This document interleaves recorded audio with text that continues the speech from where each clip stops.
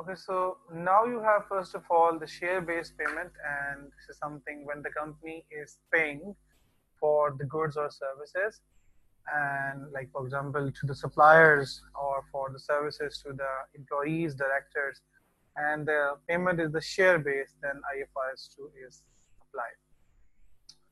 Okay, the payment when the payment is share-based, like when the company is either giving the shares or the share options for the goods or services, and either they are paying the cash. Okay.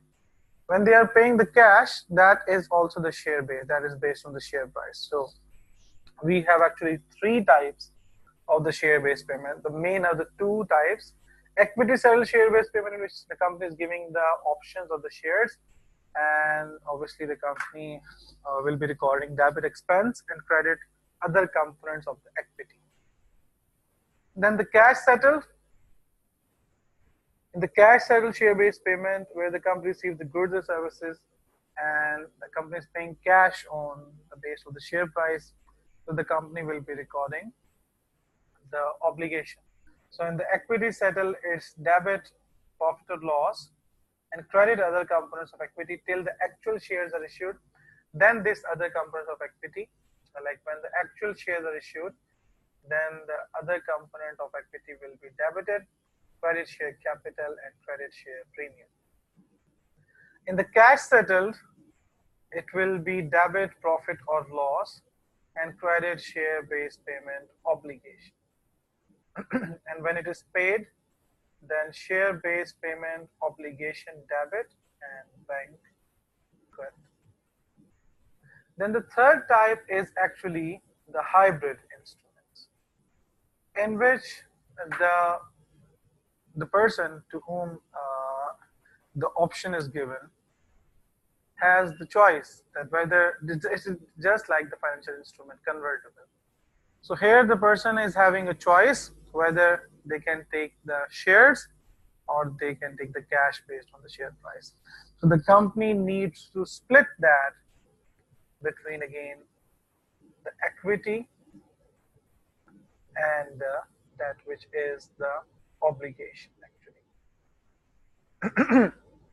So in the hybrid, they need to split between the equity and the debt.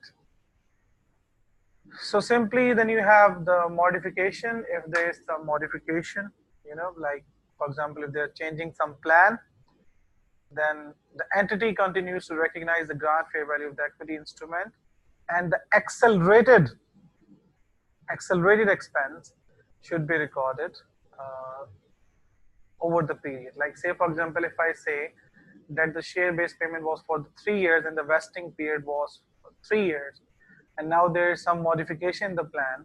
So like if the modification occurred after year 1, then the similar expense will be recorded over the 3 years, which was the previous one. Now the changes in the fair value should be recorded over the 2 years.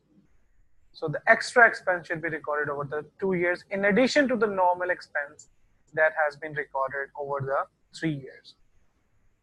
Similarly, if there are some cancellations, then the total expense that would have been recorded should be recorded immediately.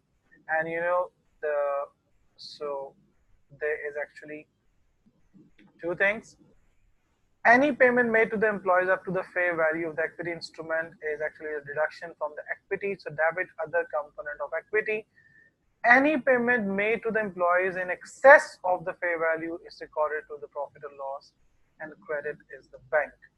So if there's any cancellation, so when the company is paying, so up to the fair value, it is actually a reduction in the equity, and more than fair value, it is actually it is extra expense that should be recorded to the profit or loss. Similarly, cash settle we have already discussed the shares appreciation rights, debit profit and loss, credit obligations.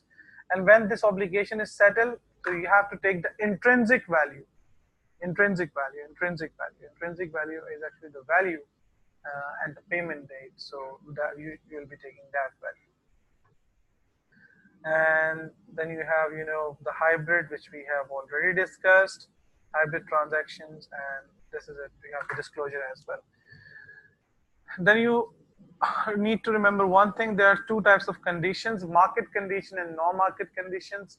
So non-market condition is actually accounted for, but share-based payment expense should be recorded irrespective of the market condition being met. So say, for example, in the exam, they're saying you that the company is saying that the market condition will not be met. That is why we are not recording the expense. So you need to write it that the standard says that the share-based payment expense and obligation should be recorded irrespective of the market condition being met.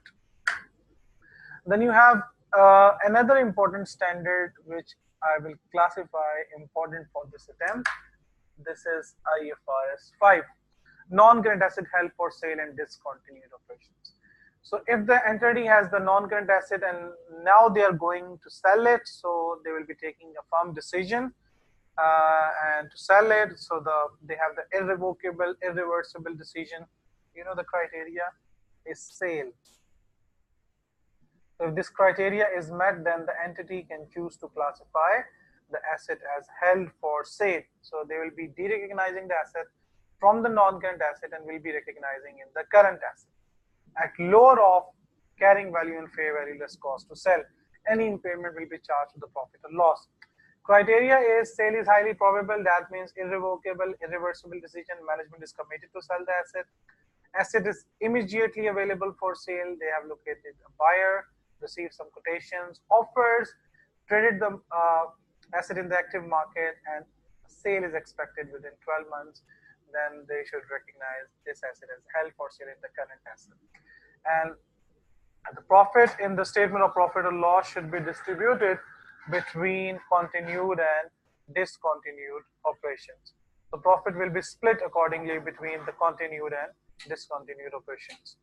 So in order to make sure that the shareholders have the proper disclosures that this chunk of revenue or this chunk of profit specifically will not be available next year because this is coming from the asset which is going to be sold, and this is coming from a subsidiary which is going to be sold, or this is coming from a separate line of business, and that is it. Okay, then you have the IFRS 8 operating segment. Again, I will classify this standard as important. So IFRS 8 operating segments, you know, that first of all, what is operating segment or a separate operating segment? If the entity is operating in like many fields or many areas, or they have many segments, they have many products, they have many markets in which they are selling, then obviously their decision makers need the discrete information for the decision making. So when you classify something as the operating segment, that means their chief operating decision maker wants to review that information. They need that information separately, and the discrete information is available, and that is being sought by the chief operating decision maker, then that means that is a separate operating segment. But the quantitative threshold is that if the revenue of that particular segment you are talking about is 10% of the total revenue, or 10% of the total profit, or the 10% of the total asset, then this is quantitative threshold. And if it meets that criteria, then that should be separately disclosed. So if you know some operating segment are not meeting the separate criteria of this 10%, then two or more operating segments can be merged. One or more operating segments can be merged based on they have the similar market, similar production line, similar labor, they have the similar characteristics, and that should be merged and disclosed. So at least 75% of the external revenue should be included in the reportable segments. That means 75% of the external revenue which is coming out of the group should be disclosed separately in the form of reportable segments. So if the quantitative test result segmented disclosure is less than 75%, other segments should be identified as reportable segment until this 75% threshold is reached. That means if some segments are not meeting the criteria, then you are supposed to make them meet the criteria and then disclose it as the separatable reportable segments. Okay, then again, this is the group standard IFRS 10. You need to read it because you may have this thing in the exam, IFRS 10. Control element, like for example, they are saying in the exam they have bought the 51% shares in the company, but still they are not consolidating it because they thing that the criteria of IFRS 10 is not met. And then the examiner will be asking you to define the control criteria of IFRS 10. So you need to write these lines over there. Make sure you have all the knowledge in relation to this. IFRS 11 joint arrangements. IFRS 11. So there are joint operations and the joint ventures. Joint operation and joint venture.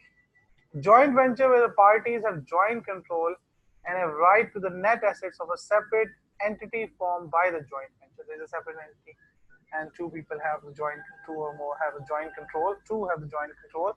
Joint operation parties have joint control and right to the assets or the liabilities of the joint operations. So joint venture and joint operations. Okay, fine. So a separate entity and the thing other than that. So IFRS 11 requires that a joint operator recognizes line by line the following in relation its to joint operations, its assets or its liabilities, its revenue, its share of revenue, its expenses. And the joint venture, you will be doing the same accounting treatment as for associate, that is equity accounting. So this is something related to the IFRS 11. Then IS 12 is actually the disclosure of interest in other entities whenever you are having the interest in other entities in the form of loan notes, in the form of shares, that will be disclosed as per IFRS 12. IFRS 13 is another important standard in which whenever you are determining the fair value of an item, that should be determined by IFRS 13. It has three inputs, which is for identical assets. If you do not have the identical asset, then similar assets, and even if you do not have those observable units, then you have some other assumptions such as present value of future cash flows, estimates, etc. to drive a value. So IFRS 13, important standard. Make sure you are reading it properly. IFRS, each and every word of that. Then you have IFRS 15. We have done the questions as well in the full sessions. That revenue should be recognized based on the 5-step model. That you need to identify the contract. The contract means, identify the contract means, that proper agreement, the rights of both parties are defined, revenue is probable, the transaction is the commercial substance. Then you need to identify different performance obligation, which is goods, services, warranties, segregate those things. Then determine the transaction price, which can be fixed consideration, variable consideration. Variable consideration means that, for example, selling price is different at different points. Then you have consideration payable to a customer. Okay, we have already discussed that in the full session. That means, for example, if you are going to some superstore and you are renting a proper shelf and you are paying to the customer regarding that, then that is consideration payable to a customer, and that should be a deduction in the revenue. Similarly, when you will be allocating the transaction price, you will be allocating the transaction price to a different performance obligation, and then you will be recording the revenue when the performance obligation is satisfied. So if it is satisfied at point in time, then the revenue should be recorded at point in time. If it is satisfied over the time, then the revenue should be recognized over the time. Then you have another important standard for this attempt, which is lease. And in order to have a lease contract, so there should be identified asset first of all, and the right to direct the use of identified asset. That means the lessee can decide how to use the asset, and if the lessor has still those involvements and the lessee does not have the right to direct the use of asset, then the lease a right of use asset and the lease obligation should not be recorded. So what is the entry to record? Debit right of use and credit lease obligation. So right of use should be depreciated and lease obligation has the same working as amortized cost by using the implicit rate of return. Then if there's a short-term lease which is 12 months or less, that should be capitalized as well, but the entity can choose to expense it out to the statement of profit or loss directly on the straight line basis. But remember, if the entity is doing that, so there should be consistency for all short-term leases. Similarly, the low value leases can also be directly expensed out to the statement of profit or loss on the straight line basis rather than capitalizing it. Then you have the sale and lease back. If the entity is selling the asset and leasing it back, then there are two cases. First of all, it does not meet the criteria of IFRS 15. It is not a sale. Then the seller lessee will be recording the financial liability, because if they are selling the asset and they are leasing it back and they are not transferring the control, that means it's actually a financing arrangement. They should recognize financial liability, and the buyer lessor will be recording the financial asset. And if it is a sale, if that meets the criteria, then the seller lessee must recognize the right of use based on the carrying amount that relates to the rights retained, and then similarly the lease obligation. The buyer lessor will be recording as per IS 17, that has the same treatment. So key changes, key likely effects, just give it a read. So these were all the standards, and I have quickly revised. Make sure you are just remembering the basic treatment of every standard, so that if you're having a question in the exam, you can relate it, you can write something out of it,